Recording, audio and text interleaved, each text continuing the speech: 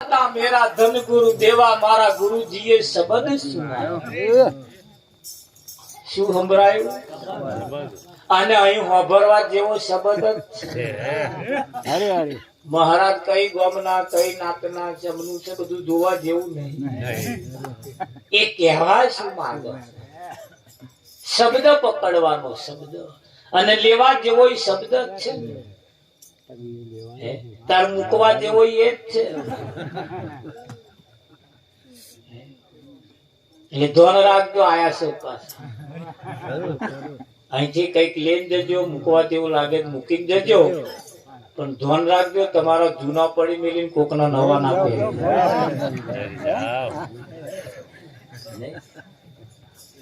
આ કે હતા તો બધાનો હરખો હોય. એટલે શકુભાઈ ને મારા ઠેકાડે મિલજો પછી. આ તો ભલું પૂછું મહારાજ નો હત્યા હું તો કે મહિને મહિને બે ત્રણ જતી રહે નહીં શકુભાઈ. પણ એવું કહેવાય છે કે ભાઈ ધન ગુરુ દાતા ધન છે મારા ગુરુ મહારાજ ને જેમણે મને શબ્દ તો કયો એવો શબ્દ સુણાયો તું અજર અમર ને અવિનાશી. આવો આપણો બાપ સંભળાવે અને કે ખરા આ કઈક થી હોબરી લાઈન કહી દે બેટા તું અજર અમર ને અવિનાશી છે રાવજી કહી દે પણ છોકરા પણ આનો મોહ ના જાય. અને કહેવતમાં કહ્યું છે કે ભાઈ પારકી માં કોણ વેચે આપણા હગવાલો આપણા કોણ વેધી ના હકે ના વેધાય અમને દયા આવે દચકડે બોલાડે અમને લોહી ના કહે છે અને પાર્કી માં ફટાકડે નો ગાલ દે. કહેવત કઈ છે બરોબર. એક સદગુરુ એક એવી મૂર્તિ છે જેમની પાસેથી લેવા જેવું એમનું જ્ઞાન લેવા જેવું છે. બીજી કોઈ માથાકૂટમાં પડ્યા જેવું નથી. આ જીવનની અંદર એવું કહેવાય છે કે આ શબ્દની હોમે આ શરીરની ખાલ ઉતારી એનો પગરખો બનાવવું અને ઉપર સોનેરી રંગ ચઢાવવું ગુરુજીને પહેરાવવું તોય ઓછો પડે. બરા ચોમડાનો નાલો ચાલે પણ પ્લાસ્ટિક નો લેન જજો નહીં. પ્લાસ્ટિક નો બરા લેન પહેરાઈ આપજો. અમારે વકીલ બાપુ એક જગ્યાએ સંમેલન માં કર્યું તે વર્ષો વર્ષ એવા સંમેલન રાખે તેવા સંમેલન માં આયા. એમણે જયારે સંમેલન રાખ્યું ત્યારે કોથરે કોથરા ભરી બૂટ લાયા બધા અધિકારી બૂટ કોઈ બાકી નહીં જે આવે નંબર આવે પહેરી જ જાય. મહારાજે કહ્યું તું તે બાપુ આ તો કોઈ કરતું જ નહીં કે બાપુ તમે નતું કર્યું કે કોદા ગુરુ પ્લાસ્ટિક ના લઈ આવ્યા એમ કે બાપુ આજે કે એક શબ્દ પૂરો એમણે કઈથી પકડી લીધો અને એ કાર્ય એમણે કર્યું. એને જેટલો તોલ્ય એટલો ઓછો પડે. કેમ કે તું અજર અમર ને અવિનાશી છું એવું આપણને કે કોણ? એ તો એમણે સમજણ પાડી અમને. અજર કેવી રીતે, અમર કેવી રીતે, અવિનાશી કેવી રીતે. આ જગત ની અંદર સાચી બાબતનું ભાન કરવા વાળા બહુ ઓછા છે. સાચી બાબતનું ભાન કરવા વાળા બહુ ઓછા અને સાચી બાબત જાણવા માટે જ આ શરીર મળ્યું છે. ઉત્તમ તન કો પાય કે ક્યાં નહીં શુભ કામ.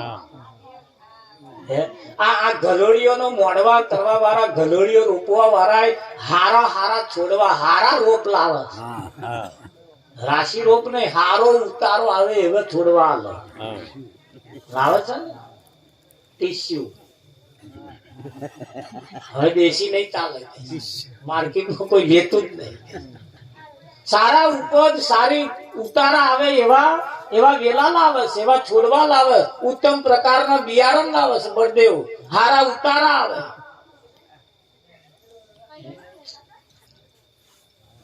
આ ઘઉંના બિયારણ લોકો લેવા નાશ કરે ઊંચા પ્રકારનું બિયારણ.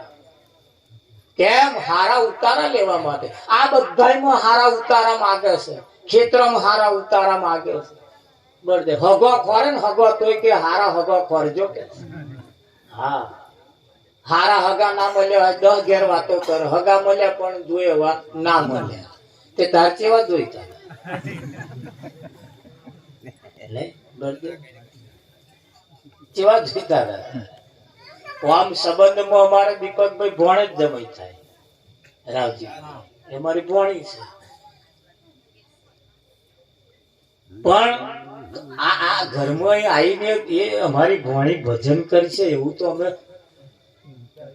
ધાર્યું જ નતું આ તો અણધાર્યું પણ આ ઘરમાં ફણગો ફૂટેલો હતો અહીંયા ભક્તિનો બીજ હતો હરાવજીમાં હા બાકી અમાર બોને હજુ બધા ભજન નહીં રાખે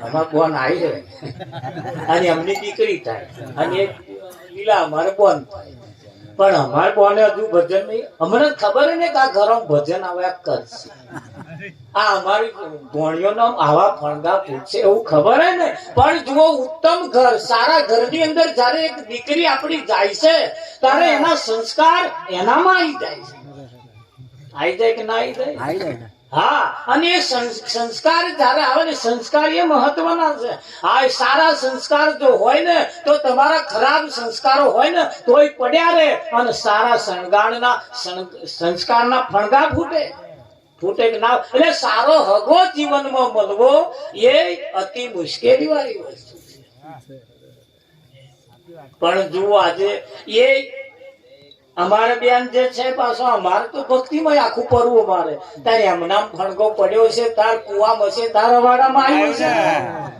નહીં કેટલાય નહીં તાર અમે એક જગ્યાએ ગયા તે એમને ઘેર અમે ગયા એટલે બોને ગુરુ નહીં કરેલા ભયે ગુરુ કરેલા એમ રાતે 2-2:30 વાગે ભજન કરીને ગયા વિઠ્ઠલ મહારાજ ને આવો આવો મહારાજ તે એમને ઘેરથી ઊંઘી રહ્યા હતો રાતે અને બહાર અમે જઈને ઉભા રહ્યા એટલે તો મહારાજ ઉભા રહો કે હું ગોદડી લઈ આવું તે ગોદડી લેવા મહી ગયા તેમના ઘર વાળા વહેલા ઉઠ્યા તે નવી ગોદડી ના લેવાય બસ બે નવી ગોદડી ના લેવા દે પેલા મને ઊંઘી રહેલો એ પેલો કે હરી મહારાજ છે કે મહારાજ હોય તો શું કે આ ઉપર નહીં બધી કે એ લઈ જાવ કે મહારાજ ને નવી ગોદડી ઊંઘાડવા પડશે કે ના આ ઉપર બધી નવા જેવી જ છે ને એ લઈ જાવ તે ગોદડી લેતો વાર લાગે વિઠ્ઠલમાં હારું આમ વાર કેમ લાગી મને ગોદડી લેવા દેવા ત્યાં તો મય નવું ગોદડું છે ખેંચા પેલા ગોદડું ના આવે હવે એને ગુરુ નહીં કરેલા પેલા ભય ગુરુ કરે વિઠ્ઠલ શું કરો અરે મહારાજ કઈ શું કરવા આવ્યા મારે ઠંડી લાગે આપડે પથારી કર્યા ખબર પડે કે મહારાજ પણ આયા ગોદડું નવું નહીં લેવા મને કહ્યું કેમ ગોદડું નહીં લેવા તો શું કરવાનું કે એવું નહીં મહારાજ આ ગોદડા ઉપર છે તો મેં કહ્યું આ ગોદડા લઈ જાવ કે હારા છે ને કે છે નવા જેવા ગોદડા છે પણ એવા કે નવું કાઢે એટલે કે મેં ના કહ્યું કે ગોદડું ના કાઢીશું નવું મેં કહું હાર પણ નવું ગોદડું ના કેમ કાઢશો એ કે કઈક તો કારણ હશે કઈક તો કારણ હશે ને અમે ગમતા નહીં અમે આયા તને ના ગમ્યું કે ના મહારાજ એવું હોય કે તમે આયા અમારે કેમ કે સારું કેવાય ને કે મહારાજ આયા કે તમે કેમ ગોદડું નવું નહીં હાલતું કે એવું નહીં મહારાજ મેં કહ્યું કે આ ગોદડા નવા એટલા માટે રાખવાના કે કોકના વેવાય આયા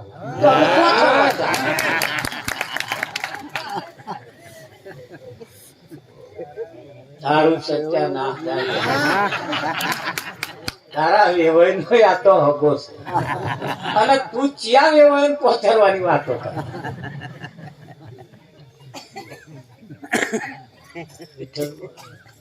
હવે કેટલા વખત થી અમે એને ઘેર જઈએ પણ એક છોટો એનામ ના ઉતર્યો અમે એના પિયર માં તપાસ કરાય આવું કેમ તે તોમે તાકો એવો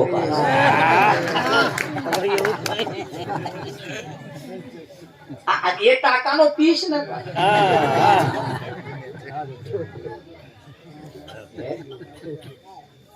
એટલે અમારે ભક્તિનો બી તમારે બેનના હોવાને કારણે એ આ જગ્યાએ આવી લીધું. આજે એ ઝાડ મોટું થયું. પણ કેમ મોટું થયું? તમારા ઘરના કોઠામાં ભરેલા ઘઉં મૂછો ના કાઢે, પણ એવા વાતાવરણમાં આવી જાય, એને શેદ પાણી અડી જાય અને શેદ એની માટી જો અડી જાય ને તરત એ ફણગો કાઢે કાઢે કાઢે કાઢે. એ એવા વાતાવરણમાં આવી જવો જોઈએ. હા, પાછી કોથરો ભરી મેં ઘઉં પૂકે પણ મારા બેટા મૂછો ના કાઢે. શું અંકુર એમને નહીં, પણ વરાપ જતી રહેલી મારા વગર વરાપે જઈને પૂક્યા એ શું ફણગા કાઢે? ના કાઢે, ના કાઢે. એટલે કુવામાં હોય મહારાજ, અવાડામાં આવે આવે આવે આવે ને આવે. તમારા પરિવારની અંદર જો સારા સંસ્કાર પડ્યા હશે ને તો ત્રીજી પેઢીએ પણ ફણગો કાઢે. કાઢે કે ના કાઢે? હા, ત્રીજી પેઢીએ પણ ફણગો કાઢે.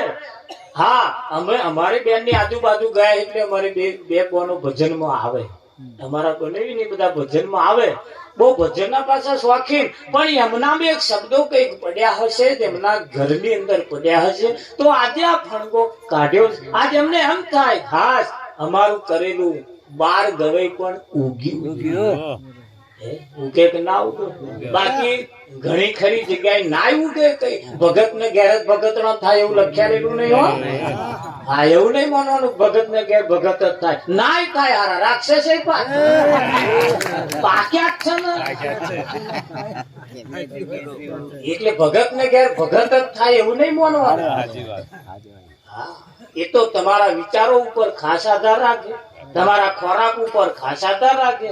હા, મહારાજ આયા હોય તો એ વાથોનો ના થો, પછી ફણગો નાય ફૂટે. આઈ નવે વંદન કરે કે તિલક વંદન કરે, મહારાજની જોડે બેહે, બે મહારાજના શબ્દો સાંભળે. આજે નહીં તો ગમે તારે. અરે બરી એનામ ના ફૂટે, એનાથી જે પાકે એનામ ફૂટે. ઈના કશ્યપ રાક્ષસ હતો, પણ રાક્ષસ ને ક્યાંક ભગત ના થયો? થયો કે ના થયો? થાય. ભગતો ને ઘેરે રાક્ષસ પાક્યા છે, તાર રાક્ષસો ને ઘેરે ભગત પાક. અને અમે છોકરા ભગત બનાવવા હાથું નેકર્યા નહીં. અમારા બરા રાશિ પાકશે, પણ તમારા રાશિ ના પાકો. અમારા ભલે. અને આ તો આ ભજન એવા યાદ કરે, પોતાના ઘરમાં દિવાળી ચોપી નેકરે એવા યાદ ભજન કરે. અમારા ઘર હરગાઈને જ નીકળ્યા છે. તારા બધે ઓલવાય ને તો ના ઓલવાય. શું